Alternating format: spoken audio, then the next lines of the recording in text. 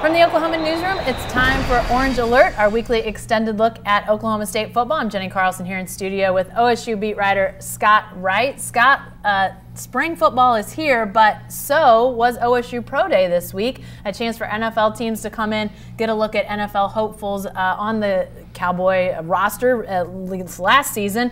Few guys that had big opportunities to really show themselves after not getting invited to the combine. Taylor Cornelius, the former quarterback, and Tyron Johnson, who's leaving early, the wide receiver, to go to the NFL draft. How did those two guys do on Pro Day? They did about as well as they could have for themselves. Okay. All 32 teams were on hand. A lot of them had expressed frustration that Taylor Cornelius wasn't invited to the combine because a lot of them wanted to see him throw. Obviously, at 6'6" and over 230 pounds, he's a guy that has that body that attracts NFL scouts, and you see the big arm, and a lot of people wanted to see what he looked like up close to see him throw. And he put on a show even before he got out to throwing. A 38-inch vertical leap. Since 2000, there have only been 3 quarterbacks with a 38-inch vertical leap, 2 of those being Robert Griffin III and Tim Tebow. Wow. So some pretty impressive company that he was with there. Also had a broad jump of 9 feet 11 inches, which would have been one of the best among quarterbacks. He was up in it would have been in the top 10 in just about every testing category that they test at the combine. So a really impressive day for him there. And then he threw really well.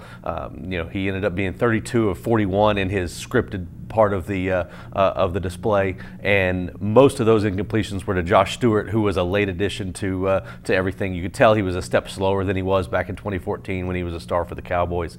So it was a little bit of you could tell that they were out of sync, where he was very much on the same page with Britton Abbott and Tyron Johnson. Tyron Johnson did a ton for himself.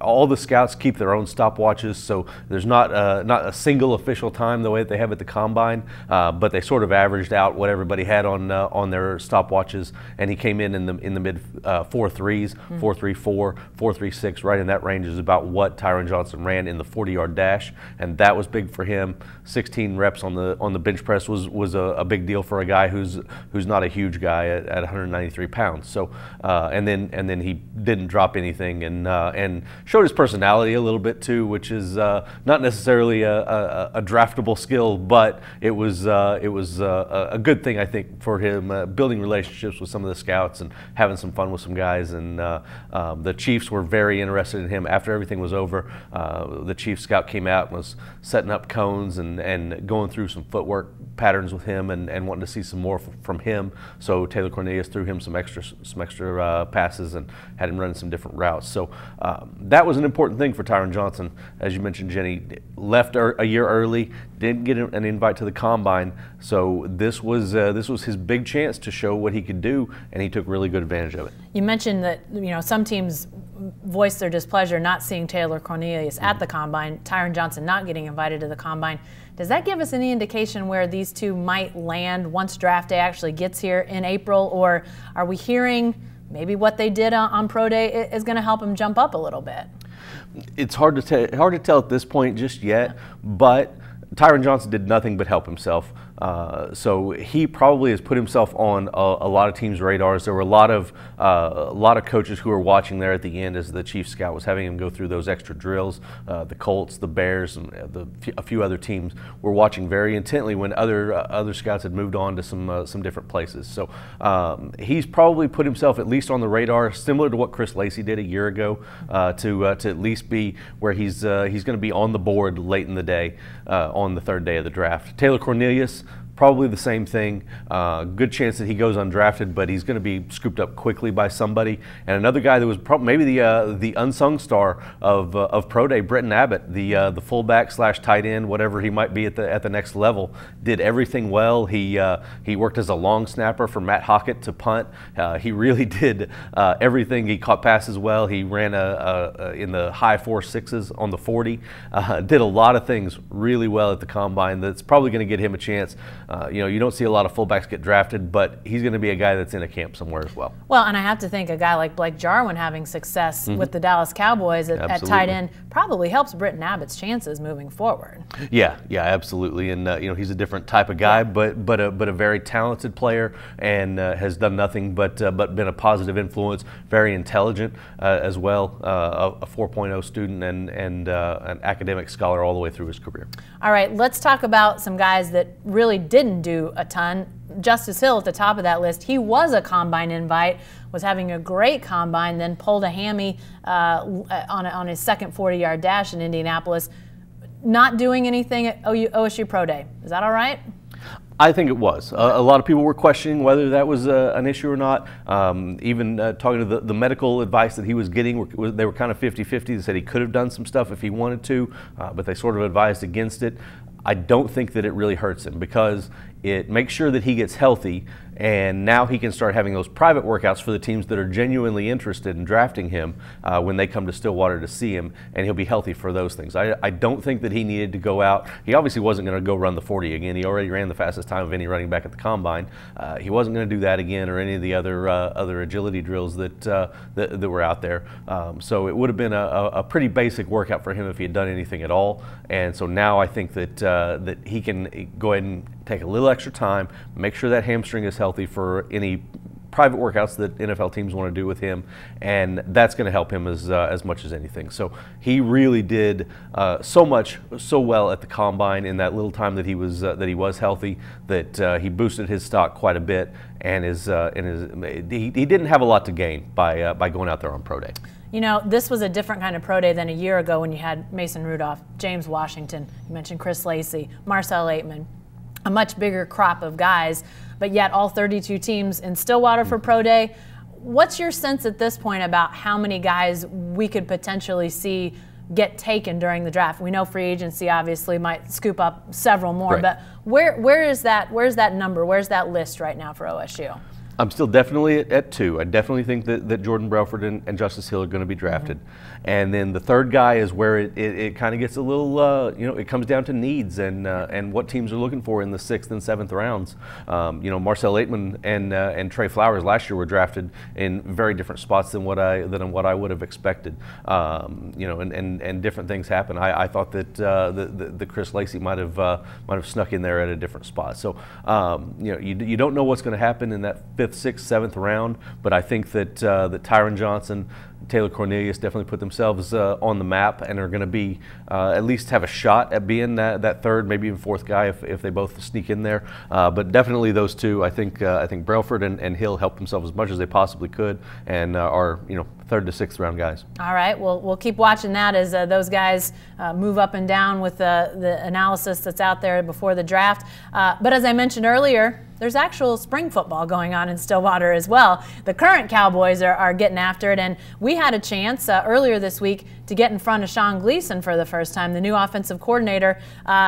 It was his first day seeing the quarterbacks throw, seeing the wide receivers catch. I mean, he's really the new guy on the block when it comes to the offense. But what were your impressions after hearing from Sean Gleason? A very solid guy. You can obviously tell he's very intelligent. The players that talked about him talked about how intense he is as a coach, how much he loves football. That really comes through in the way that he coaches, the way that he is really intense about making them better, and it seems to be in a really positive way. There's positive intense and there's negative intense, and the more you can stay positive intense, the better it is in pulling guys together and making them play as a team. I think that's going to be a key to what he does. He admits he's still learning on the job. He knows that he's got a lot ahead of him this spring, just trying to get to know these guys and learning how to communicate with them and them understanding him and just getting to know this offense and the terminology that he's picking up from what they've been running for the last 7 or 8 years. So there's a lot of work ahead for him, but he's really excited about the opportunity that he's in, and like I said, very intelligent guy, and it doesn't seem like he's going to have any trouble picking things up. Something that he is continuing from his predecessors is not giving us any idea who he's going to play at quarterback right. during the spring. We had that with Mike Yurcich, we had that with Todd Monken, whoever you want to throw out there. But the reality is he is just getting a chance to see these guys for the first time.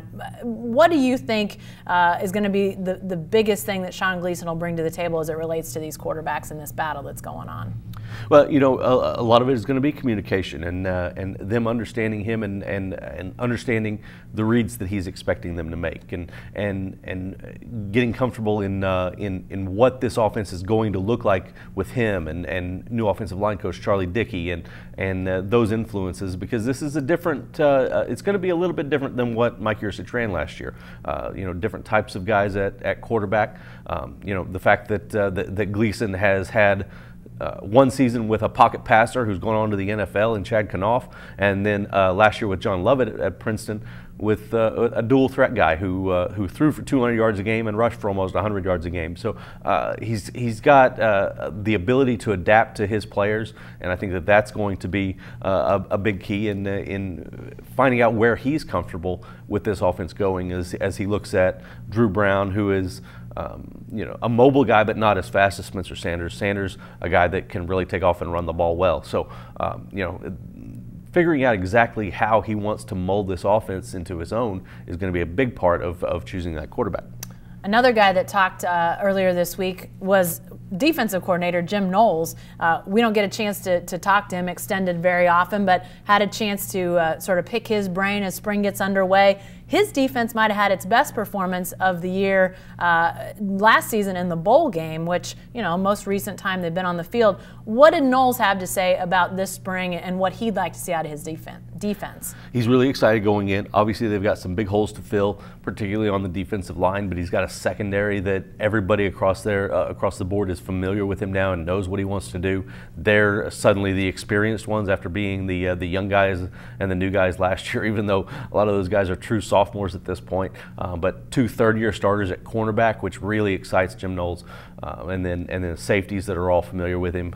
He's got a couple of linebackers who are out for at least a little bit in spring. Nothing that's going to extend into the season, so he's getting a look at some of his backups at the linebacker position, which will be valuable down the road as well. So, but the big challenge for him is rebuilding that defensive line. He's got to get through, you know, replacing so many guys up there that's going to be a lot of work this spring for him.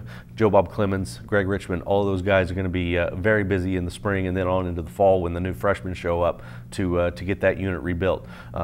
Knowles basically made the point that okay, we were in the top 10 nationally in sacks, we were in the top 10 in red zone defense. Everything else wasn't good enough. So that's his approach right now. He knows that that just putting out a defense that was as good as last year's isn't good enough for what he wants to do. So a lot of intense work going in on his side of the ball. You know, Jim Knowles is he's no stranger to coaching defense, but being that he hadn't been around Oklahoma State before last season, it sounded like a couple times that he felt like he was learning some things about, you know, not only his players but the Big 12, how you defend in the Big 12, how it's different, what he could do. Did you sense any more of that as you listened to him the other day, and just sort of how he's maybe looking at any changes, any differences in year 2 with his defense, where it maybe has changed, you know, where he was even a year ago? Yeah, it sounds like he's already starting to make some changes, and obviously they haven't been on the field more than a couple of times at this point. But even in meetings over the winter, as he was talking to guys, you know, Malcolm Rodriguez said that they were starting to notice some changes that he was making, not only because he's more familiar with the Big 12 now, but also because he does have that more experienced secondary, which is so vital in the Big 12. So he's going to use that secondary as his strength, and adjust and make them the focal point of this defense, whereas that wasn't the case a year ago. So now he can play them in ways that he wasn't able to do a year ago. He's definitely more comfortable in what he needs to do and understanding what he needs to do as a defense coordinator in the Big 12, and made that point very clearly during his interview session the other day, that you know, he's had a year now to absorb everything that happened, where it was you know, every week was something new during the season. Now he's had time to absorb absorb that, look at film, go back and take it all in and get a big picture of what his job is all about. And I think that he feels a lot more comfortable right now. All right, lots of spring football left, and obviously lots of build up to the NFL draft left. We'll have you covered on both fronts, so be sure to stay with the best coverage team anywhere at newsok.com and every day in the Oklahoman.